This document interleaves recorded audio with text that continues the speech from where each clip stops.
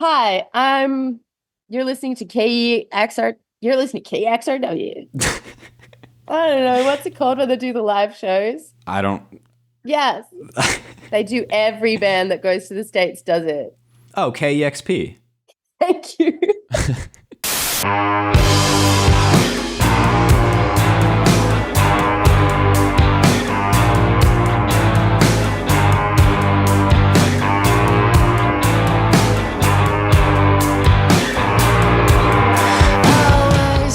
Full Flower Moon Band is the brainchild of Kate Dillon, or Babyshakes, as she's known on stage. She made waves with the release of her last album, Diesel Forever, which effectively put Full Flower on the map in 2022. And this year, she's made her return with West Side, which is the latest single to come out from the band. And it's definitely ushered in a new era, sonically. And on April 4th, they have another single coming out, Illegal Things, and I can safely say that will continue that sort of trend of expanding their sound. And it all comes in preparation for this new album, which is due out very soon. I'm not at liberty to say because I don't know. So there you go. But I was fortunate to have a conversation with Babyshakes about all of this and more. Check it out.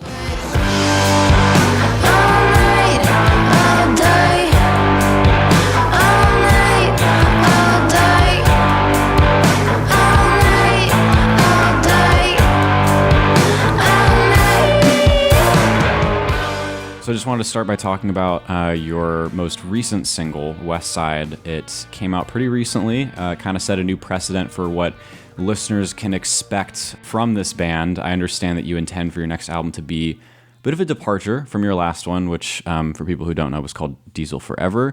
When you set out to create this new album, what do you think it was that compelled you to expand your sound beyond what Full Flower was previously capable of? How do you know I'm making a departure from my last album, Jack? I What just have you been reading? I think it's not the tagline, but there's like a quote from you that a few people have used talking about how Oh, it's more of like a broad, bigger sound or something like that. And so I sort of inferred, I guess. So maybe departure's true. not the right word, but Yeah, I mean, it makes sense if I've literally come out and said, I'm doing something different, well, then obviously people know. Um, in Australia, there's a really hard rock scene that is super respected, and we've been invited into like the lower echelons of it in a way. Like, if you would probably know, like the Chats and Amyl and the Sniffers, oh, right? absolutely. So they're two Yeah. big Australian acts. They're incredible, but as an artist, I could sort of see this glass ceiling where if I released another hard rock album, I would just be walking down a pretty set out path, which like would be incredible. I mean, you don't need to reinvent the wheel, like Yeah. let's export Australian hard rock. It's brilliant, but it's not totally me. And I felt like there was a bigger part of me that wanted to say that I can do other things than a part of me that like wanted to be a part of the hard rock club, I guess. Hmm. I think of it a lot like Arctic Monkeys. Like they started to get a reputation for just releasing different genres every record. And same with David Bowie had different characters every album. I'm more of that ilk creatively in my heart than of a allegiance to Australian rock. But it's hard to talk about because we've gotten so far from where we began because of the Australian hard rock scene, and I am such a fan of it. I just can't deny like the other things that I'm hearing. Of course, yeah. And I know that you've sort of said in the past too that you're an album girl. I think is something that you've Mm, said.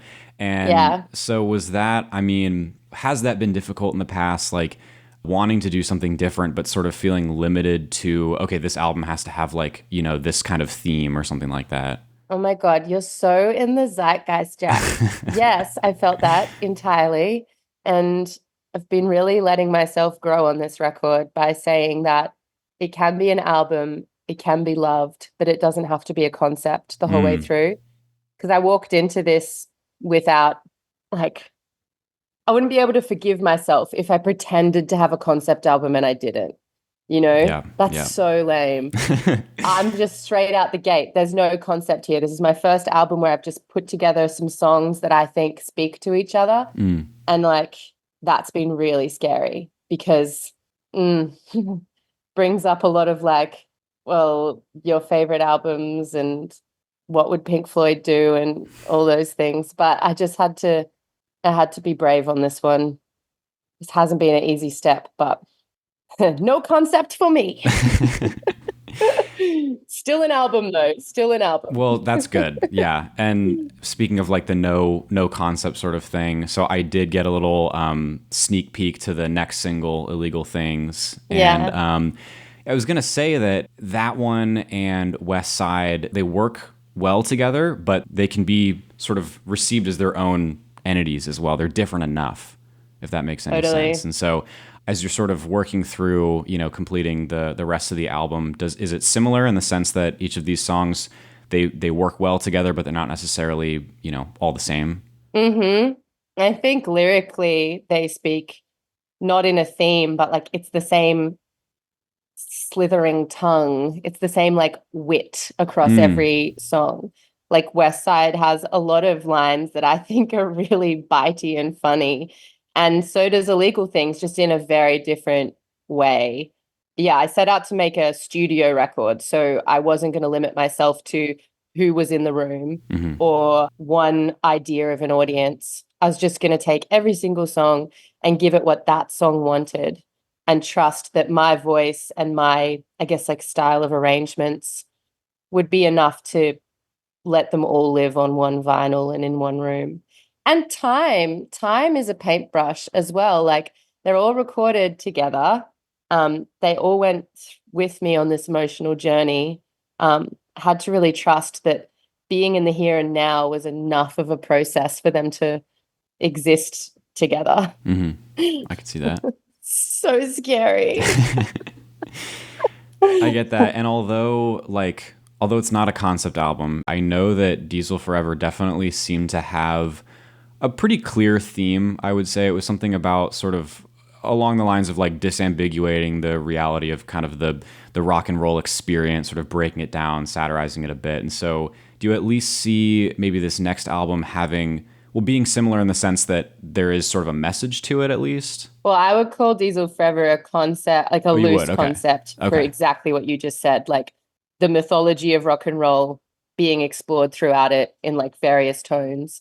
Mega Flower is even one step further back from that as a concept. Like I wouldn't say that there is a theme. There's like a lot of stuff about masculinity has come out, but I feel like it's not going to reveal itself to me for a little while as to why I'm saying so much about, I don't know, there's a lot of men stuff on there.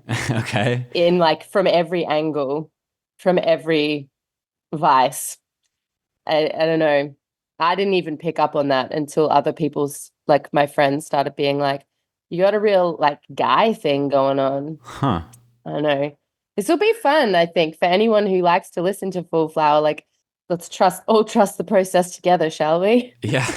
And you said something about a possible theme not like revealing itself to you. Do you find that a lot of times you'll have like a body of work finished and you'll kind of be like, oh, you know what? It does kind of all follow like this kind of... No, because like Diesel Forever, I had the title before anything else. Like I knew I was making a hard rock album. I knew it was called Diesel Forever. I knew we were going on this like epic quest and we were going to like like rip to shreds the idea of what we thought rock life was. I knew all that. And that's why I keep saying Mega Flower is so scary for me, because I'm looking into things that individually mean so much to me.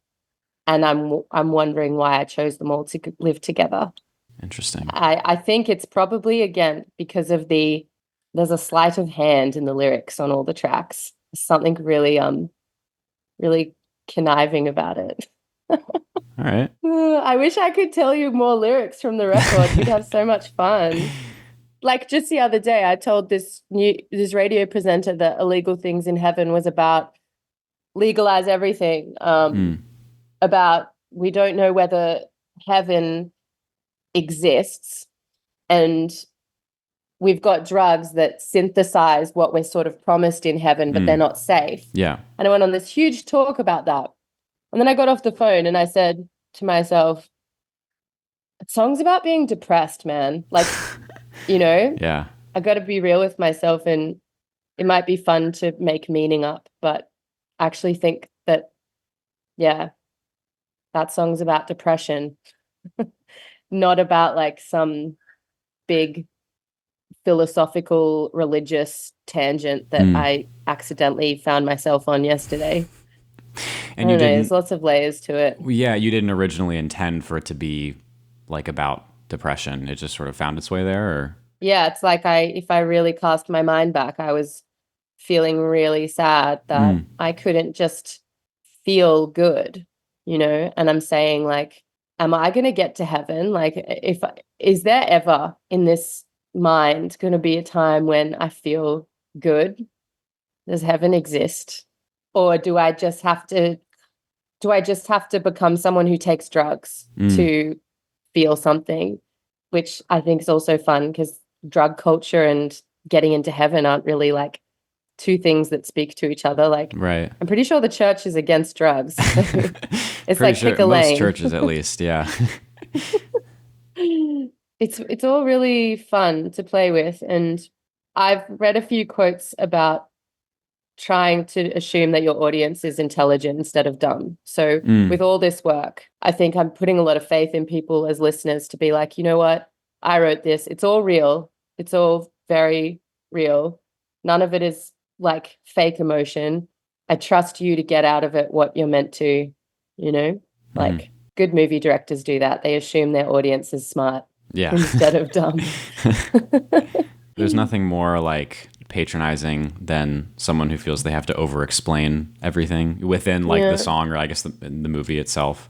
I'm wondering if pop artists do media training where they're told to just come up with a reason for everything instead of saying, hey, man, there's a lot of things in there and we're going to figure it out together. Yeah. Because it feels unprofessional of me to say this, but I am absolutely not going to pretend that there's a through line for 11 tracks that just don't have one, Yeah. I saw Dua Lipa interview. Dua Lipa? What do you guys say? Dua Lipa, yeah. Dua Lipa. Dua I saw Lipa, Dua yeah. Lipa. She said that the album was all about feeling like absolute happiness at the peak of euphoria. And I was like, That's isn't redundant. that just pop music, dude?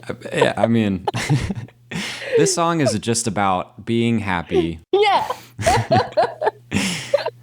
Cool. Yeah. Oh man.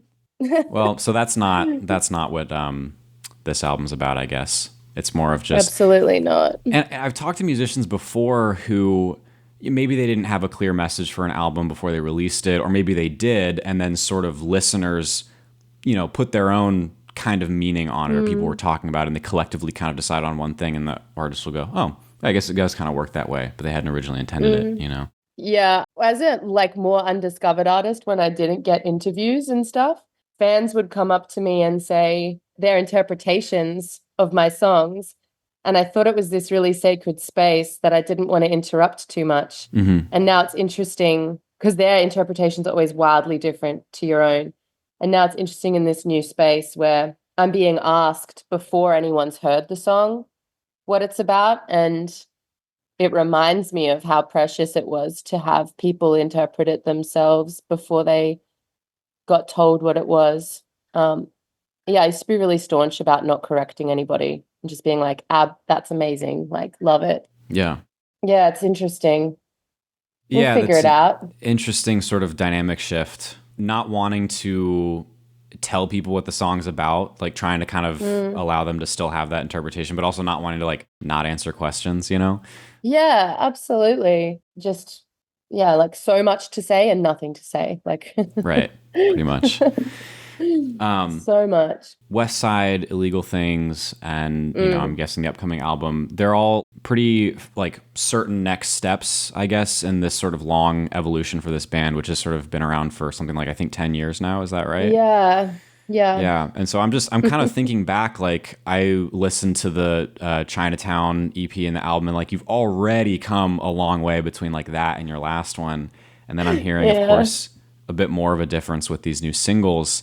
How would you say your sort of vision sonically has changed over the years?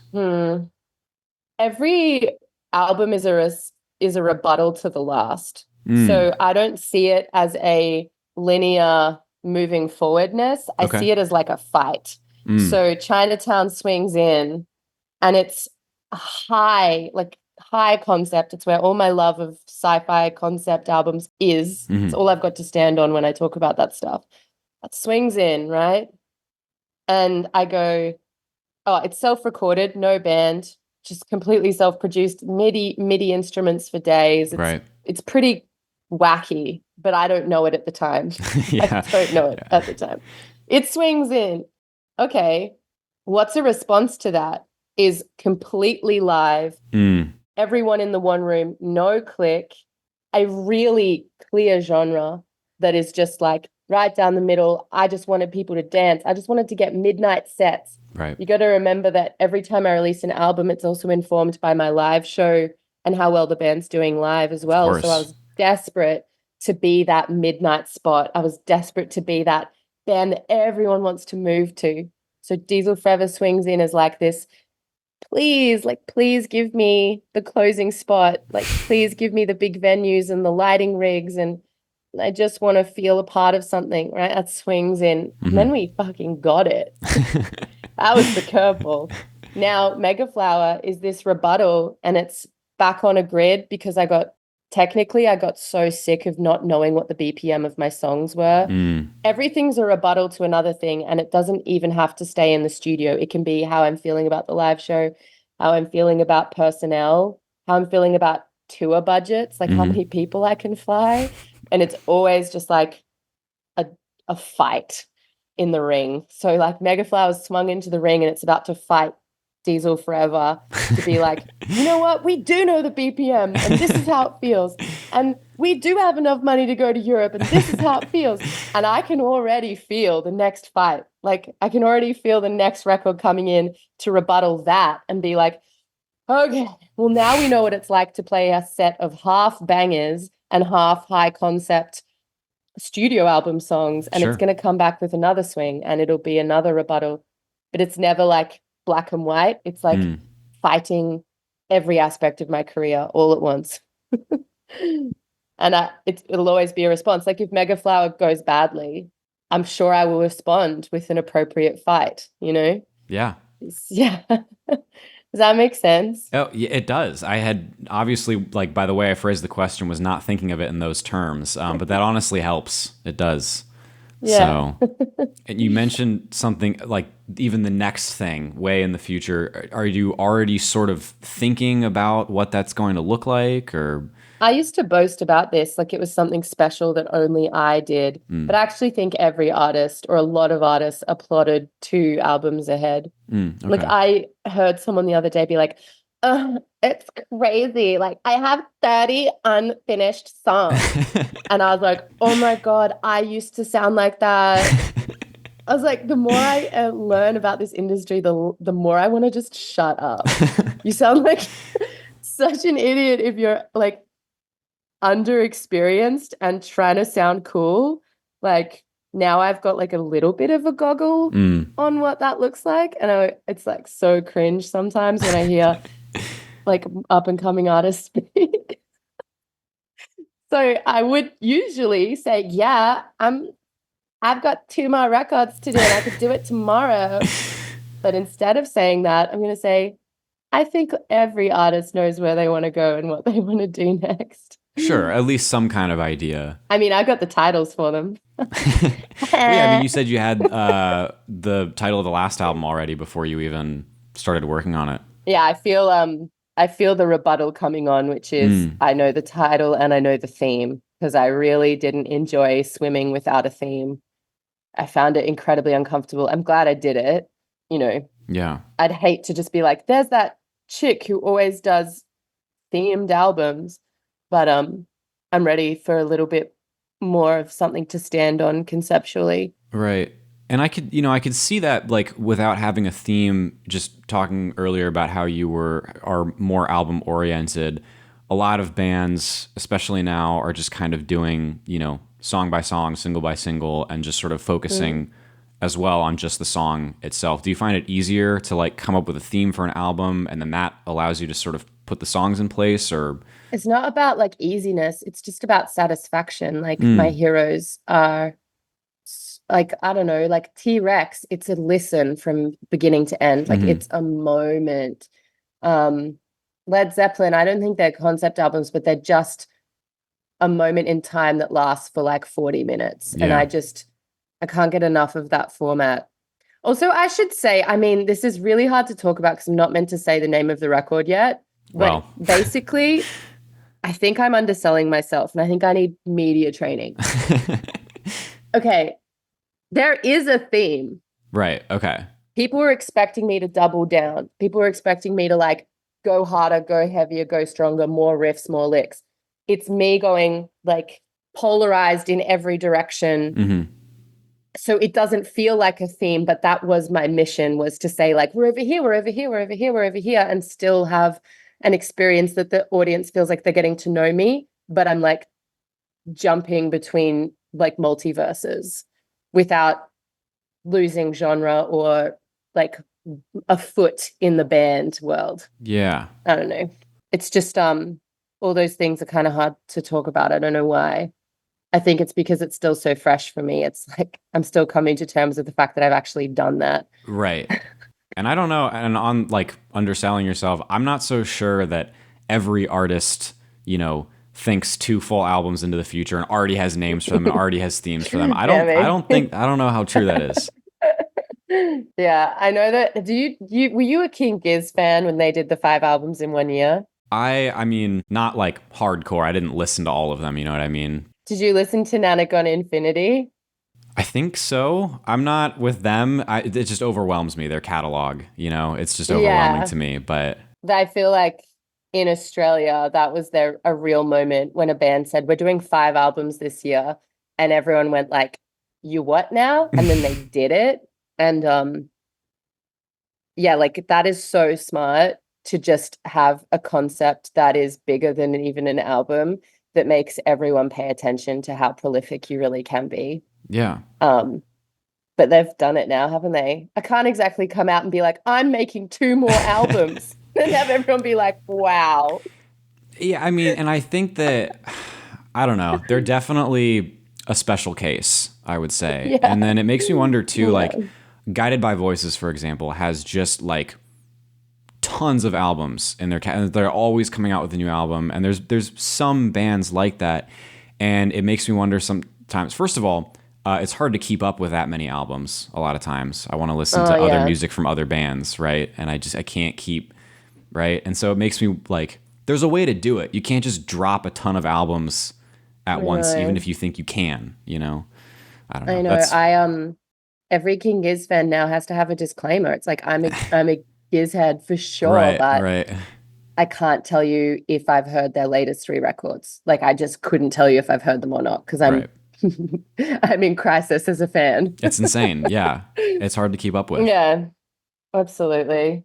Anyway, Yeah, you mentioned earlier, just to like slowly change topics. You mentioned earlier sort of how your last album wasn't so much dictated by like your live performance, but it had a lot to do with it. And so I wanted to just talk mm, about that for a bit. At the time of recording this, you're coming to the end of a very quick, I think it's like 4-date tour mm. named for your last single to come out. Actually, before I get into it, have you been playing many new songs at those shows? Yeah, yeah. It's been Okay. nice. Been teasing people. Melbourne had such an amazing reaction to some of our Mm. new ones. It's like we've got this little, I want to call it like a situationship where I'm like, hey, Melbourne, do you like this? And they're like, yeah, we do. I mean, I don't play it anywhere else. Like, I'm just weirdly giving Melbourne all these like new tracks that I'm into. And it's so cheap. Like, we're so like teasing each other. Yeah, yeah. Melbourne got like 6 new songs. Wow. Um, yeah. Or mainly because my guitarist Christian broke a string. Oh, And I was like, oh, I guess I'll do like a solo song of another new one. It was so fun. But yeah, I've been adding in like 4 new songs per set. It's tricky though, because in Brisbane, we'd already kind of played 2 of those for mm, the last year just because they're great songs. But it's really important to me that the audience knows that I'm trying so hard to give them a show. Like, I do not have the luxury to say, like, it's fine, they'll turn up when whatever. Like, I'm very aware that I need to give people a reason to keep coming to gigs. And if that's new music, like, that's new music. Or if Sure. that's, I did a choir last year at a theater. So if it's having a choir, then, I feel like it's really so kind that people would want to spend money on tickets and come out and stand for 3 hours. Like, Yeah. I will do anything I can to make that experience meaningful for them. So yeah, adding new songs is a big factor in that.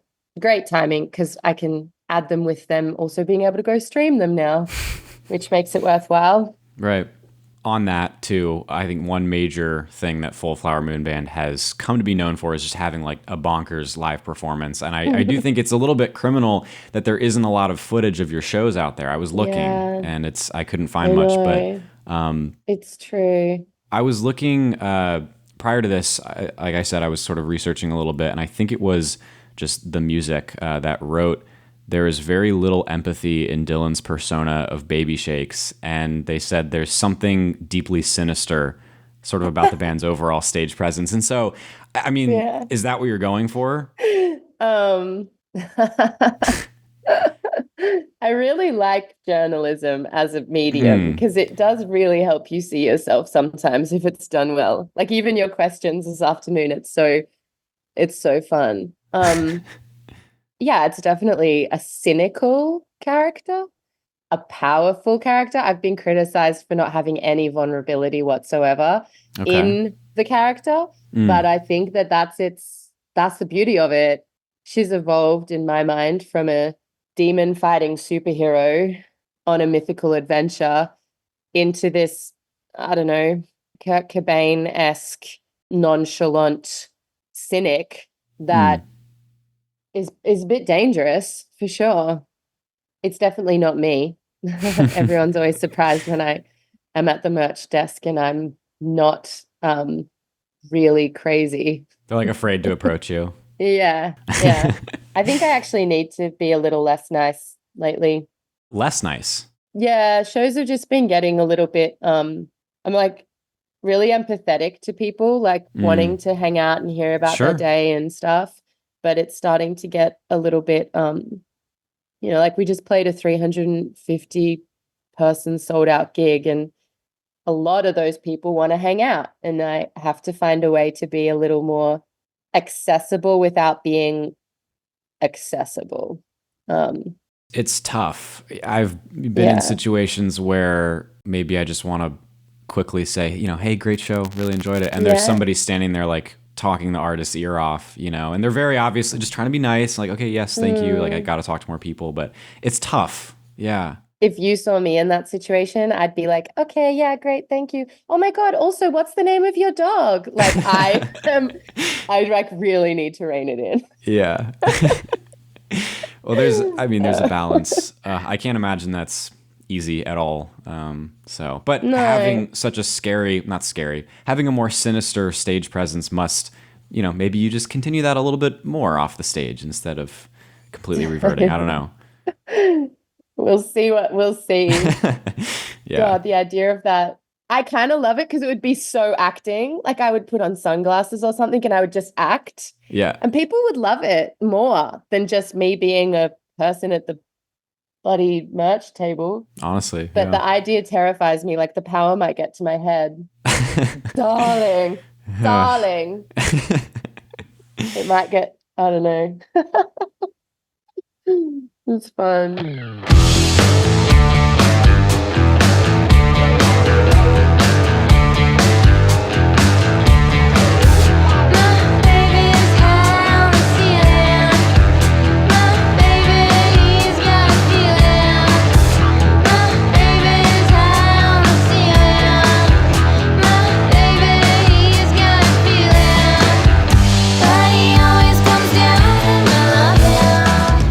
I'm back. Let's go. Okay. All right. We were just talking about like your live performance, your stage presence. I was just thinking, you take the stage presence, you pair it with your sort of dedication to these full bodies of work, and Full Flower Moon Band has a very clear image, I would say. I don't know if I would say curated, but it's very clear. Is this something you've really put a lot of work into cultivating, or is it just sort of a good groove that you've found yourself in? So much work into cultivating that I should have it even more down pat. Oh. Like I care about that stuff so much because I know that as a consumer, it makes the pleasure like so pleasurable when like Wise Blood just nails it, or when Lana Del Rey just like gets it. I've tried so hard and yet been limited by, just general DIY-ness. And it really meant so much when people started saying that I had an aesthetic because I'd been failing at it for a really long time. Or maybe I was just being hard on myself, but I started to understand that it was trickling down somehow and people were understanding what I was going for, even if I hadn't quite achieved it. And I actually think anyone who appreciates the band at this level is because you have the imagination to know what I'm going for. Like I haven't necessarily nailed it. And I feel so grateful that there's people in the world that can add in that extra 20-30% of fabulousness that I like am pointing towards and being like, imagine if. And I like really appreciate that. And I think there's like been a collective effort to say like, hey, we get Full Flower. Like she mightn't have necessarily gotten it, but we got it. And now we're helping everyone get it, including Kate, Babyshakes Dillon, because she thinks she hasn't got it yet, but she does. It's been really nice. And this next era, again, it's scary because I actually think I bloody nailed it. And then it's like, oh, is that the fall from grace when you think you've nailed the aesthetic and then everyone turns around, they're like, dude, you cooked it. We'll see. We'll find out. But I love the visuals that have come together. It feels like an amalgamation of everyone pointing me in the right direction and saying, no, you got this. And me still remaining creative director and dreaming as big as I can for our community and saying, what if it wasn't just black, white, and red? But there's something so nice and simple and aesthetically pleasing about it. Yeah. What if we used color photographs? Hear me out. Yeah, I don't know. I don't think that's going to catch on, personally. But I'm feeling very free because of how nice people have been to my previous projects. I'm feeling really free. And like, even if this absolutely bombs out, like at least I've been nice to everybody and we can regroup and I'll try something again, like as scary as it was shaping the new sound, I do feel like the rock community, I'm so proud to be part of the rock community. Like, yes, I'm not doing hard rock. I'm not doing like this big Led Zeppelin concept thing, but I really like that I'm a part of like the band, part of the music scene. Because I don't know, we got each other a little bit more, I think. Would you say so? Like people are okay for like a bit of a revival if you like screw up your second album. Yeah. I mean, like I'm stoked. MGMT just put out an album after what, like 17 billion years? Yeah. Yeah, no, if it's something that people liked in the past, they'll respond to it. I don't know. There's something to that for sure. But you can't just not experiment. So yeah. And speaking of which, last year I think it was, I might be mispronouncing this, Surge magazine or Surge. I don't know. It's a magazine, online magazine. I'm sure you've seen this. They published a spotlight on the band. They said it embraces the weird and doesn't force itself into the narrow hole of Triple J ready music. And this is the music Australia should be elevating, not just repetitive indie surf rock. And I was like, whoa, okay.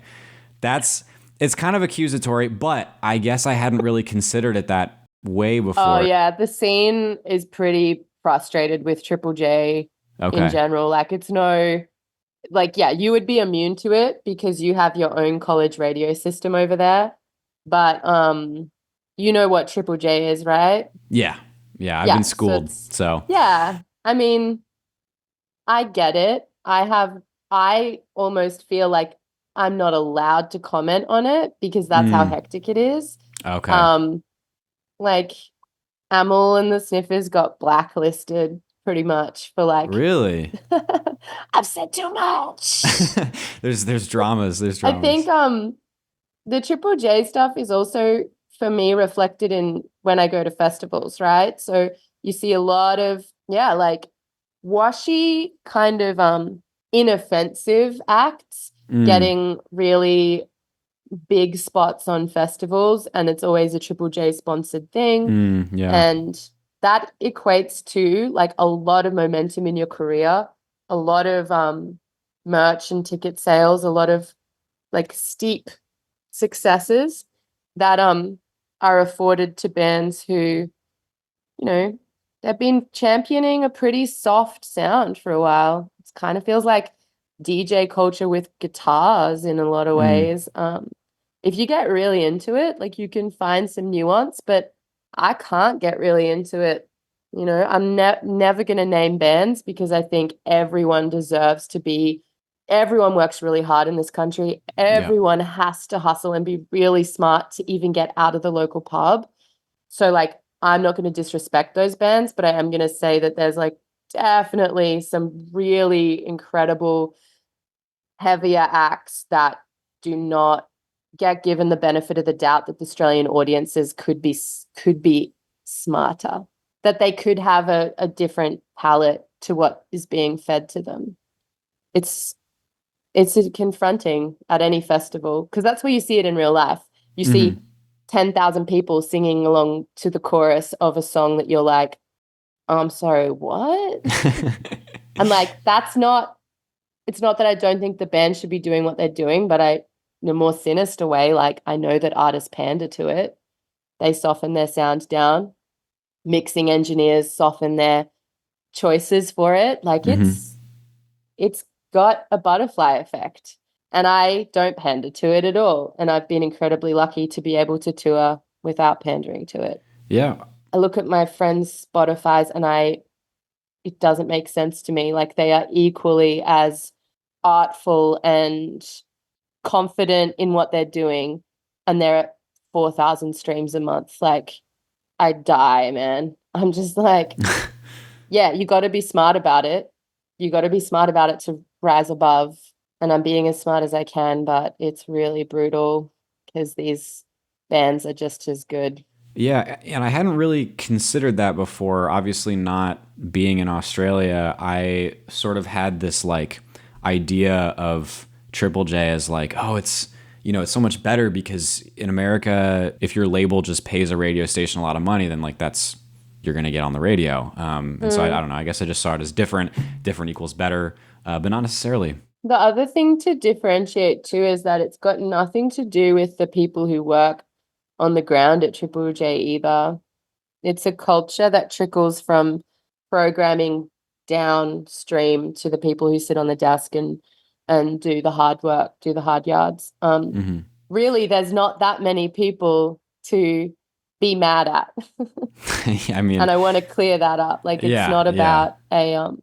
it's not about like this evil conspiracy theory of like, oh, the all of Australia wants, I know a lot of presenters who want to play the stuff that I'm listening to. Yeah. There's like maybe just a bit of a fear culture, and it's a snake starting to eat itself where, well, we're scared, and then so we put on something softer and something more palatable, Mm, and then we put on all of it like that, and then it gets softer and softer and softer and softer until no one's saying anything, yeah. and we're all just like moving to this like dull pulse. I just think Yeah. that independent music is so much different in Mm. Australia than it is really anywhere else. Because But how would you discover that music yourself? Like Spotify? it's probably Spotify. Because I wouldn't say that anyone interested in independent Australian music is listening to Triple J. Well, there you go. Yeah, like we're finding it the same way you are, Okay. I reckon. No, honestly, that's a good point. I mean, I would say the same for here. If I'm wanting to Yeah. discover indie music of any kind, I'm probably not listening to the radio. Mm. So KCRXWYZ, KRCXW, KRI. That one's cool. Oh, yeah? Hi, you're listening to KEXR. You're listening to KXRW. I don't know. What's it called when they do the live shows? I don't. Yes. They do. Every band that goes to the States does it. Oh, KEXP. Thank you. I thought you were just riffing. KEXP's really cool. KEXP's great. They're, based up in Seattle, and they're awesome. They're like, they're an institution. So cool. It's, there's not a whole lot of stuff like that. It's funny because as an outsider, you look at America and you go, oh my God, that if I'm from the outside and I know about that one, there must be hundreds, and I just don't know about it because I don't live there. But it's funny when the world becomes smaller and you go, nah, dude, like that's just the one. Yeah. I mean, there's more obviously, but they're smaller, they're lesser known, Yeah. and it's like I'm not missing out on any other giants of innovation in the scene. Yeah. Yeah. I don't know how we got down that rabbit hole. I think I asked a question about Triple J or something. You're trying to get me cancelled from the Australian music industry, if I do recall. Yeah. Unsuccessfully, though, unfortunately.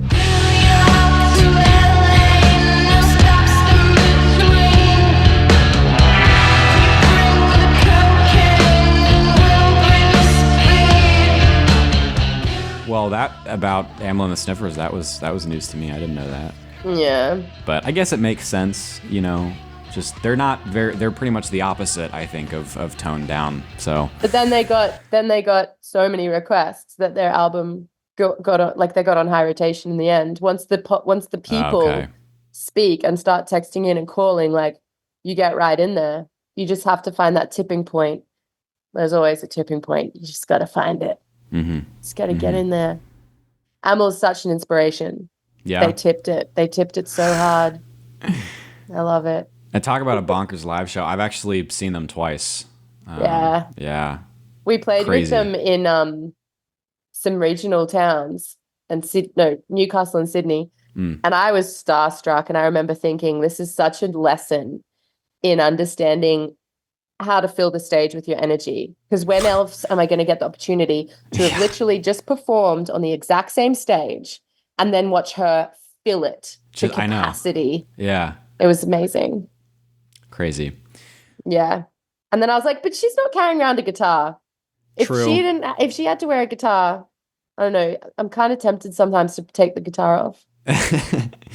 Yeah. Well, I don't know. I mean, what, you have like a 5-piece now? I don't know. Yeah. There's got to be something in your set that lends itself to maybe just one guitarist. It's such an identity thing, though. Like, it's growing up in a scene where being a female, it was assumed that you were singer-songwriter. Mm-hmm. It's like so intense to be thought of as someone watching you even for a second and being like, she just sings. It's like I constantly need the object to be like, I know, I wrote the song, I know what I'm doing, like overcompensating constantly for the fact that I do more than just sing. Just kind of feeling like you have to prove yourself a little bit. Yeah, like those wounds run so deep of just being like assumed to write acoustic songs or something for anyone. There's been so many conversations lately where even with other women where it's oh, you play in a band? Yeah, I play in a band. Oh, every comment is like assumed that it's a hobby or assumed that it's a small thing. And they say, have you even saying like, have you played any little gigs? Like little? Like the word little would just sneak in or something? And it's so, I actually find it awkward to be like, I just actually did like really big one. Yeah. And then it's like, oh, wow. And what do you do? And then like, I don't know, I just feel embarrassed sometimes gently dropping like this huge bomb of like, oh, I'm doing really well actually. And I do all of the things. Sorry. Bye. Well, I don't Well, know. I mean, like really well in comparison to what they would have been Oh, yeah. projecting onto it. Yeah. Well, that's on them and shitty for making you feel that you're, I don't know, Yeah. overstepping by just telling the truth. But yeah. Yeah. I'm sure everyone does it to everybody in different ways, but maybe less so if I don't know, it doesn't bear getting too caught up on. It's just been funny. Hence why things like I don't want to put my guitar down for a second. Yeah. And that's, Yeah. you know, that's fine. I mean, it's the identity, it's a stage presence. It's all sort of wrapped up into this aesthetic as we discussed. I think I'm also scared that I'll lose my chops. That I'll like, it would be so good to not carry a guitar everywhere. But then like I would get really lazy and I wouldn't play it. And then I don't know. It could be a slippery slope. Like if I just put it down, damn, that would be such an easy job. Singers. Singers. You don't really think about it when you're just going to see a band where their vocalist is exclusively a vocalist and they just sing the whole time. But Like, I don't know, maybe it can be like a strategic, like, oh, you want to take a break halfway through or something, just put your guitar down and just sing for a bit or something. I don't know. It's just, absolutely. yeah. I'd like to get to know that persona a bit because I know it would be different. I know it would be closer to something that Amy's doing in the Sniffers. Like, Yeah. you know, you could just do so much more with your body Yeah. and with your arms. Yeah, the arms are a big one. Yeah.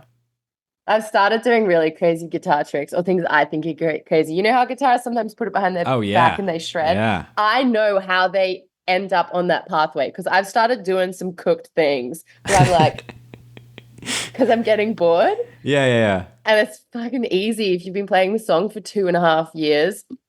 And I'm like, I am very close to being this guy where it's It's just a behind matter my of time. head. Yeah. I don't think I should go there though. I don't think I should go there.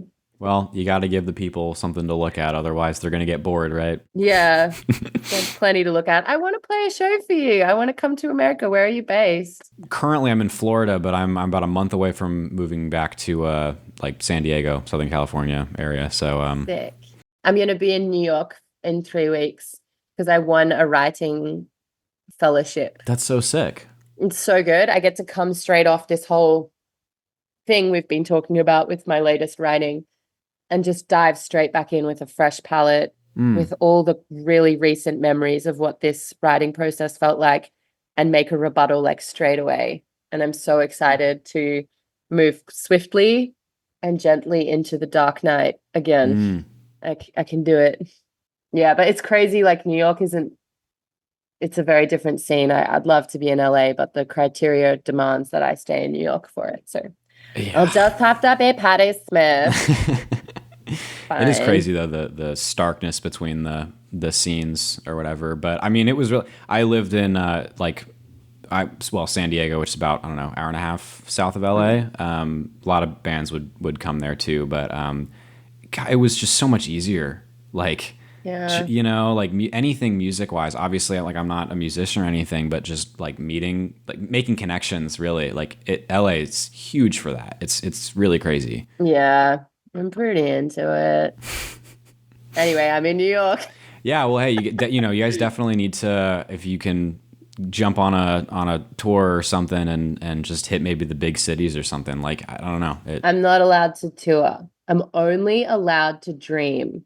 The whole thing is, it's beautiful in a way because you need visas to tour and make money. Yeah. So It's so nice. They give me a bunch of money and I get to just go and write and dream in this big, beautiful city. And then I come back with an object that represents my trip and they put it in the state museum. No, it's the state library. Really? They put it on display with all the other recipients of years gone by in the state library. So I have to figure out what object I'm going to bring home. It's so cute. That is. Wow. It's filled with so much soul and I'm so grateful that I won it because what a criteria, hey? Like, go and dream big, kid. Yeah. Get out of here. It's really nice. Well, yeah, I mean, that's Anyway, super cool. Very exciting. if this podcast comes out before I'm there, if anyone hit me up if you're in New York. So yeah, April, if the single comes out April 4th, then this will come out just prior to that, I think is the plan. Sick. So, Amazing. yeah. How did we get in touch? How did we line this up? Your manager reached out to me. Amazing. She knows the Flying Machine Boys. I wonder if that's the link. It might have been. Yeah. They actually, I don't think they still live in the US. They used to be in Orange County. I don't know if they That still was are. so crazy to me. That was so Yeah. crazy to me. They are one of the bands whose Spotify's are at 400 monthly listeners. Yeah, and they like make amazing music, and they were Yeah, I don't get it. I fortunately I got to see them open for Skeggs there Mm-hmm. in San Diego, and that was a really cool show. Is that how you discovered them?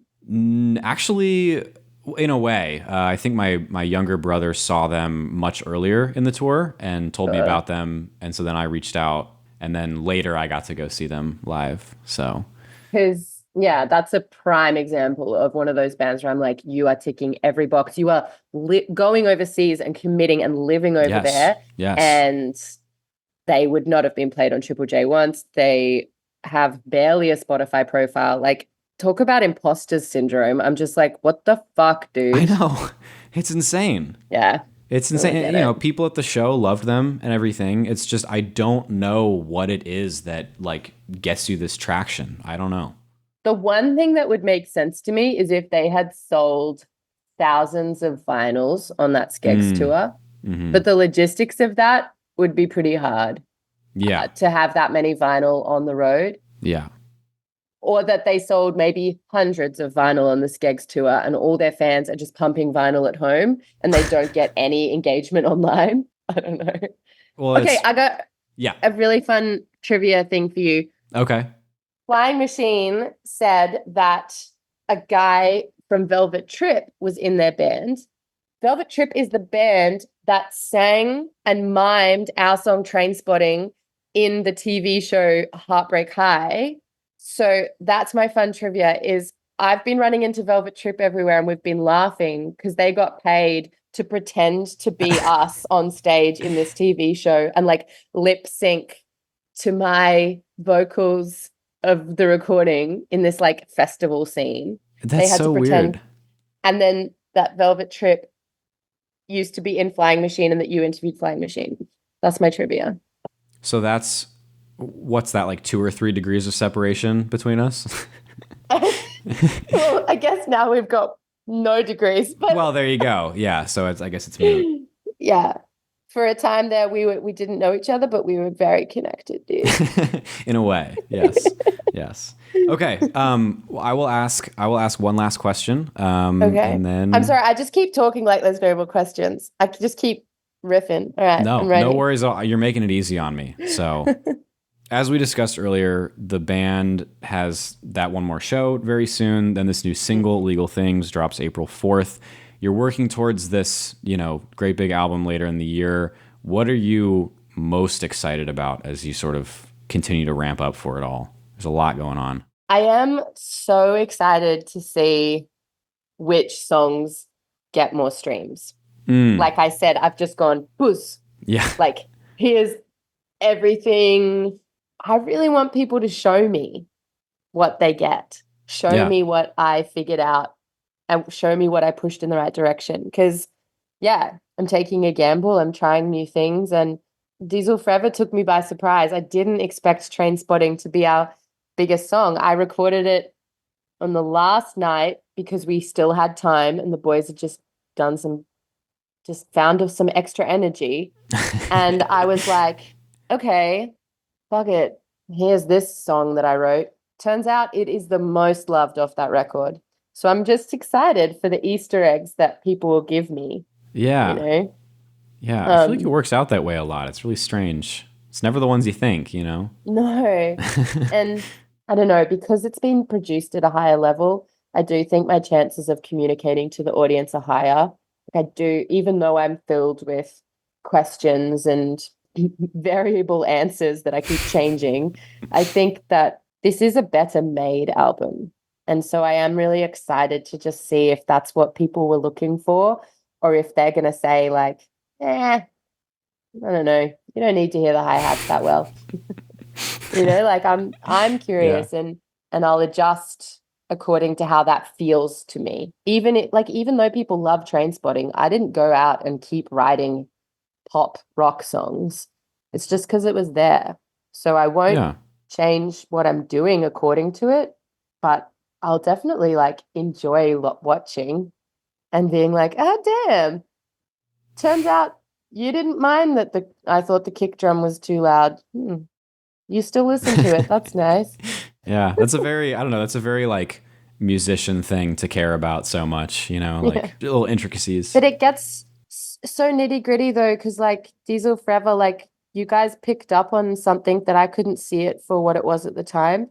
And now I can see oh my God, how endearing this band is just going for it. And I can see the love there now. And I'm really curious to see what I'm going to see in this. And whether it's going to be, oh my goodness, how amazing, a rock band trying to play to a click. Or if it's going to be hell nah, that's not a rock band anymore. Which I'm just excited for all those things to kind of come out in the data and in the conversations. Yeah. It'll be so nice to chat when there's been a few articles out and there's been a few things podcasts like this where, I don't know, people start to form opinions. Yeah. I'll be lucky. I mean, that's just a privilege. So many artists go without critique. There was this quote once, and it was this guy was making a photography book, and to be excluded from the history of photography book was so brutal. It's so much better to be criticized and hated on than to be excluded from history altogether. And I don't know, I'm just so happy to be in the conversation that people are even if they hate my next album, at least I'm in the fucking convo. At least they're talking about it. What a privilege to just have people even listen to it, even if they hate it. That's cool.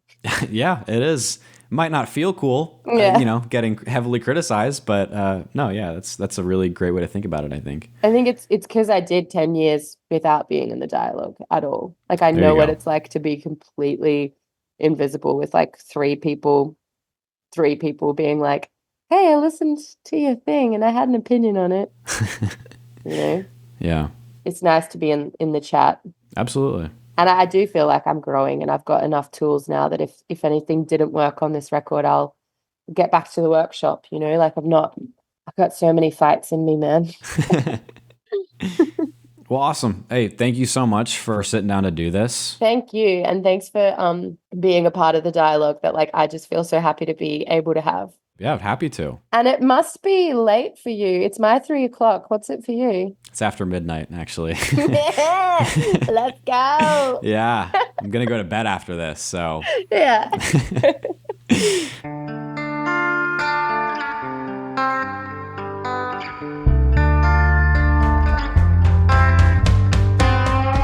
As you heard, there's a lot of good in store from Kate and Full Flower Moon Band. It's all very exciting, and if you're in Australia, I'm urging you to get out and see them live because I can't. They're also playing some festival sets in the UK in May, so look out for those. And of course, this new single, Illegal Things, is out April 4th. And I think that just about does it. Thanks for listening. More good coming soon.